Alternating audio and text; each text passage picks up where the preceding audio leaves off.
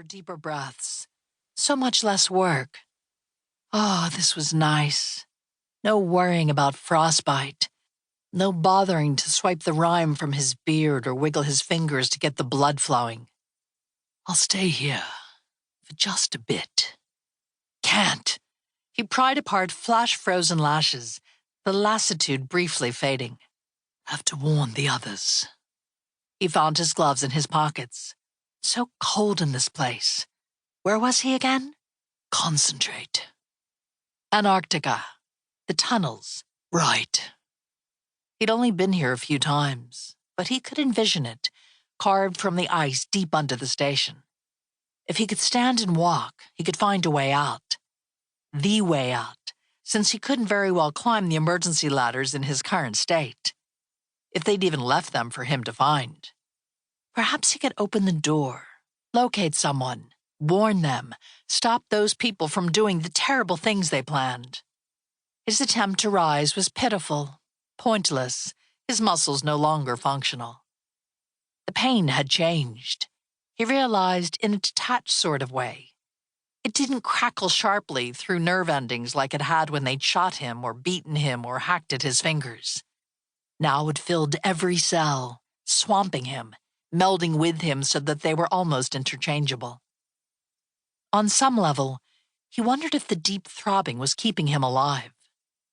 Something clanged outside, and fear hit him like a religious experience, set him, an atheist, to praying as only near death could do. A laugh tightened his abdominals and shook his chest.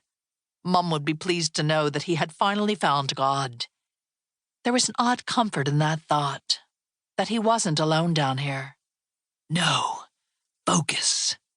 Walking out of here wasn't an option, but he could leave a message in the vague hope that someone would open the tunnel door and discover him in the morning, before it was too late. Slowly, as if wading through thick, near-frozen water, he patted his pockets in search of something, anything. It was all gone. No pens, not that a ballpoint would work in this cold. No phone, nothing to communicate with at all. A hard, razor-sharp cough racked his body, scraping the bottom of his lungs, sending a rush of warm, thick fluid spewing from his mouth. Blood. That was it.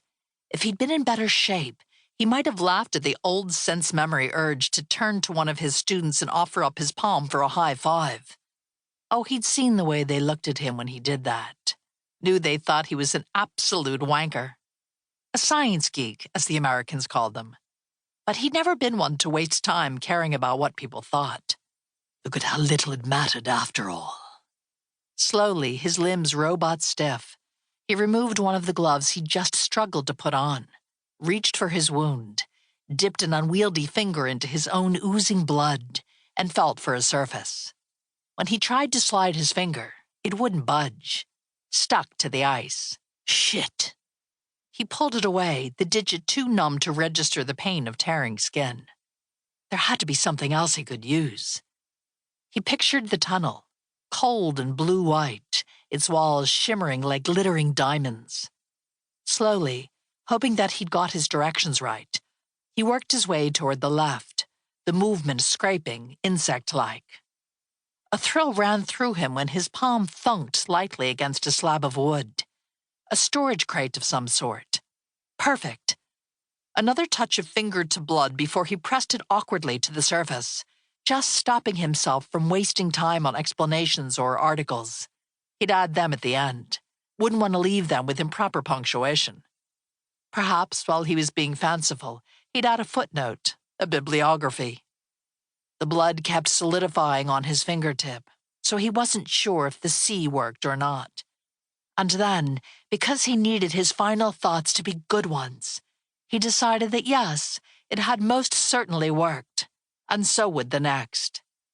He just completed the H with a bit of a flourish when he heard footsteps. It was them, coming back to kill him after all. Frantic, he hurried to finish, fingers clumsy with death and the endless frozen dark. Field drilling site, 22 miles from the South Pole. Ford Cooper couldn't